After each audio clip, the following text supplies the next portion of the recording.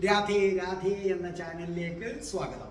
ഞാൻ നേരത്തെ പറഞ്ഞു, ഗുരുവായൂരപ്പനെ കുറിച്ചുള്ള ഒരുപാട് വിവരങ്ങൾ ശേഖരിക്കണം എന്നെനിക്കൊരു ആഗ്രഹം തോന്നിയിരുന്നു. ആ ആഗ്രഹത്തിൻ്റെ ഫലമായി ശേഖരിച്ച കാര്യങ്ങളിൽ നിന്നാണ് വീഡിയോ. അതിനുവേണ്ടി അറിവുള്ള പലരോട് ചോദിച്ചു. ഗുരുവായൂരപ്പനെ കുറിച്ച് ഇറങ്ങുന്ന പുസ്തകങ്ങൾ വായിച്ചു. അതിൽ എടുത്തു പറയേണ്ടതാണ് മലയാള മനോരമക്കാരിറക്കുന്ന ഗുരുവായൂരപ്പൻ്റെ സപ്ലിമെൻ്റ്. അതിലെടുത്തു പറയേണ്ട ഒരു കാര്യമാണ്. അങ്ങനെ എല്ലാ പത്രക്കാരും ഇതിനെ ഇറക്കുന്നുണ്ട്. എങ്കിലും മനോരമയാണ് കുറേ കൂടെ സൂക്ഷ്മമായിട്ട് ഇറക്കുന്നത്. നമ്മുടെ മുന്നിൽ ഒരു വലിയ ചോദ്യമുണ്ട്.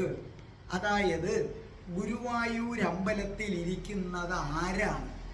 മഹാവിഷ്ണുവാണോ ശ്രീകൃഷ്ണനാണോ? കുറച്ചു പേര് മഹാവിഷ്ണു എന്ന് പറയും, കുറേ പേര് ശ്രീകൃഷ്ണനാണെന്ന് പറയും. എന്തുകൊണ്ടാണ് ഇങ്ങനൊരു സംശയം വന്നത്?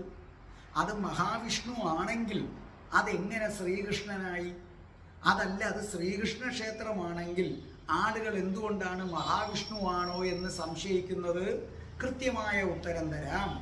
ഗുരുവായൂർ അമ്പലത്തിലെ പ്രതിഷ്ഠ എന്ന് പറയുന്നത് പാതാളാഞ്ചല ശിലയിലുള്ള ശംഖ്, ചക്ര, ഗദ, പത്മധാരിയും ചതുർബാഹുവുമായിട്ടുള്ള സാക്ഷാൽ മഹാവിഷ്ണു തന്നെയാണ്.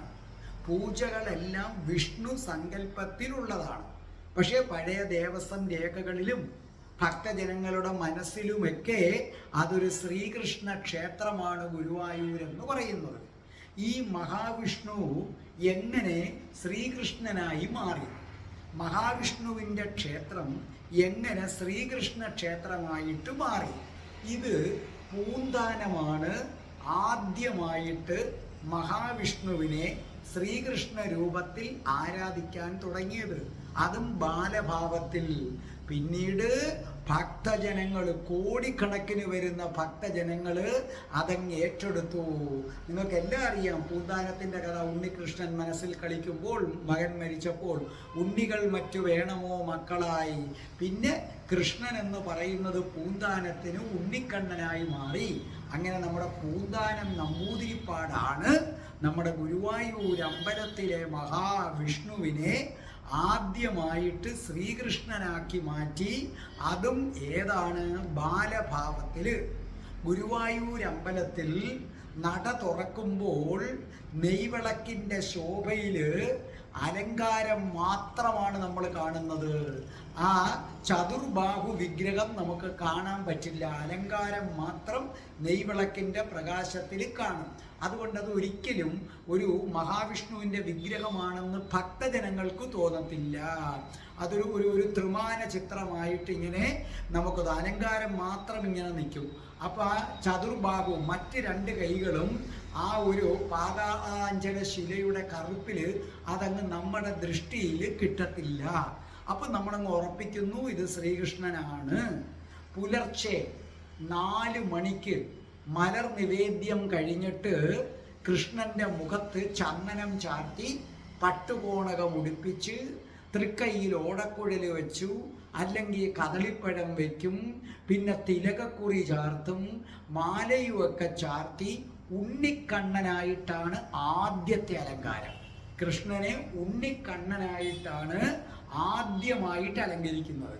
പിന്നെ പാലഭിഷേക സമയത്ത് ഈ അലങ്കാരം ഒന്ന് മാറും. പന്തീരടി പൂജയ്ക്ക് മുഖത്ത് ചന്ദനം ചാർത്തി, നെറ്റിയിൽ തിലകം ചാർത്തി, കൃഷ്ണനെ പട്ടു ചുറ്റിച്ച്, കയ്യിൽ ഓടക്കുഴലുമൊക്കെ ആയിട്ട് 10 വയസ്സിൽ താഴെയുള്ള കുട്ടിയുടെ രൂപത്തിലാണ് അലങ്കാരം. ഇതിൻ്റെ തുടർച്ചയായിട്ടാണ് ഉച്ചപൂജയ്ക്കുള്ള കളഭച്ചാർത്ത്. ഉച്ചപൂജ സമയത്ത് എന്താന്ന് ചോദിച്ചാൽ വളരെ പ്രത്യേകതയുണ്ട്. ഉച്ചപൂജ സമയത്ത് മുഖത്ത് ചന്ദനം, ദേഹത്ത് കളഭവും. അപ്പം നിങ്ങൾ ചോദിക്കും ചന്ദനവും കളഭവും തമ്മിലുള്ള വ്യത്യാസം. ചന്ദനം നമ്മളെ ചന്ദനത്തടി അരച്ചെടുക്കുന്നത് അമ്പലത്തിൽ നിന്നൊക്കെ കിട്ടുന്നത്. കളഭം അതല്ല. കളഭം എന്ന് പറയുന്നത് അരച്ച ചന്ദനം, അകില്, ഗുൽഗുലു, മഞ്ചി, കുങ്കുമപ്പൂ, കൊട്ടം, ഇരുവേലി, രാമച്ചം, കസ്തൂരി തുടങ്ങി ഏത് സുഗന്ധദ്രവ്യങ്ങളും ചേർക്കാം. ഇതെല്ലാം ഒന്നിച്ചു ചേർത്ത് ചാർക്കുന്നതാണ് കളഭം. അപ്പം നമ്മൾ ഉച്ചപൂജ സമയത്ത് മുഖത്ത് ചന്ദനവും ദേഹം മുഴുവനും എന്താണ് കളമച്ചാർത്തും. ശരിക്കും പൂജാവേളയിൽ ഒരിക്കലും കൃഷ്ണന് ഇന്ന അലങ്കാരം ഇന്ന് കൊടുക്കണം എന്ന് മുൻകൂട്ടി തീരുമാനിക്കാറില്ല. പൂജാവേളയിൽ ഓദിക്കനോ മേൽശാന്തിയോ ആ സമയത്ത് അവരുടെ മനസ്സിൽ ഉണ്ണിക്കണ്ണൻ തെളിയിക്കും. എനിക്ക് ഇന്നത്തെ ദിവസം ഇന്ന രൂപം മതി എന്ന് തെളിയിക്കും.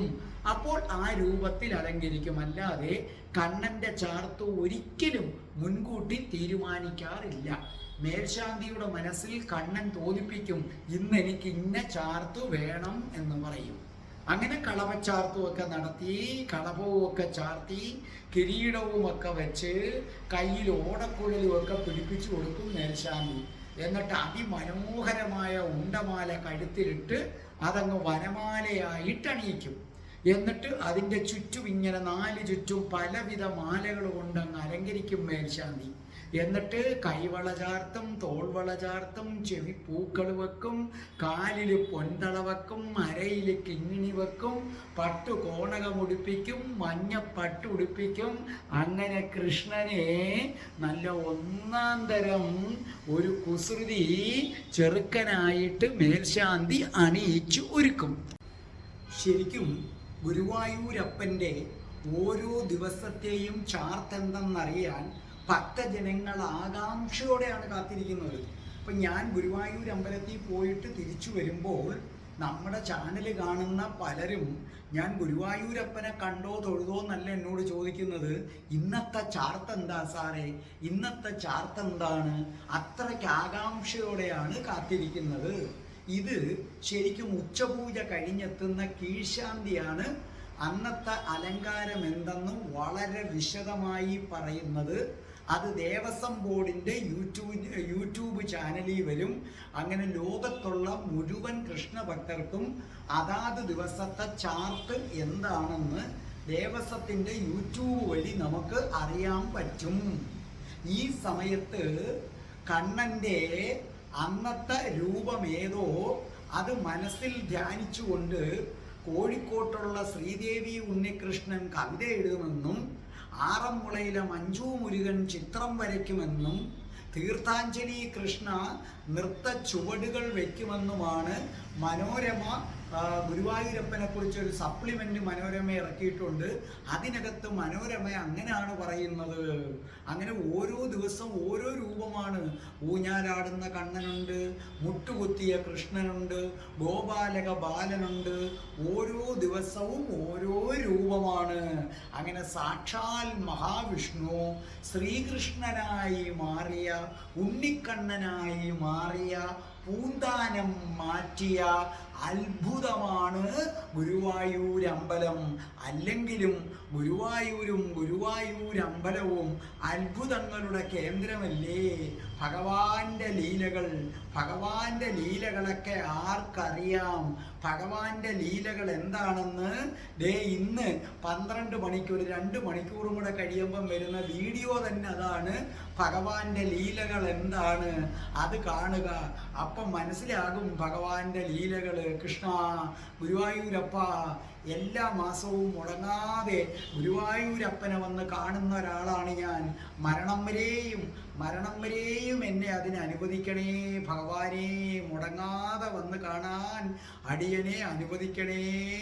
രാധേ രാധേ ഓ രാധേ രാധേ രാധേ രാധേ ഓ രാധേ രാധേ രാധേ രാധേ ഓ രാധേ രാധേ രാധേ രാധേ ഓ രാധേ രാധേ രാധേ രാധേ ഓ രാധേ രാധേ രാധേ രാധേ ഓ രാധേ രാധേ.